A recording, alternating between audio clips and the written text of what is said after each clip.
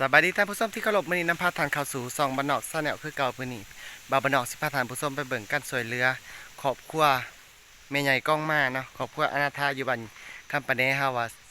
ทางการนำขันเมืองทางเมืองเฮามีหยังแหน่มาช่วยเหลือเรานำพี่น้องเนาะไปเบิ่งนํกันพี่น้องตอนเสาร์ของวันที่20เดือน12 2024ที่บ้านคำปะแหนเนาะทางการนำขันเมืองทางของการแห่งงานสวัสดิการสังคมเมืองได้นำเอาวัตถุสิ่งของมาช่วยเหลือครอบครัวแม่ใหญ่ก้องมา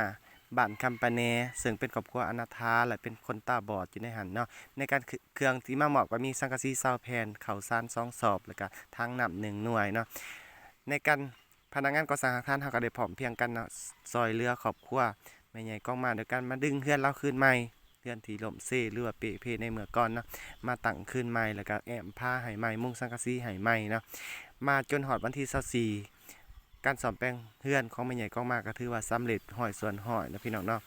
แล้วก็อย่าลืมด้วยพี่น้องเด้อผู้ใดเบิ่งแล้วก็อย่าลืมกดไลค์กดแชร์กดติดตามกด Subscribe แล้วก็ขอบคุณขอบใจทุกท่านที่ให้การสนับสนุนแล้วก็ช่วยเหลือครอบครัวแม่ใหญ่ก้องมาในครั้งนี้เนาะจงมีสุขภาพเข้มแข็งมีอายุมั่นขวัญยืนเด้อเนาะก็ขอบคุณขอบใจหลายๆทางของการแห่งงานสวัสดิการสังคมเมืองก็คือการนำขันเมืองที่มาช่วยเหลือในครั้งนี้พบกันใหม่คลิปหน้า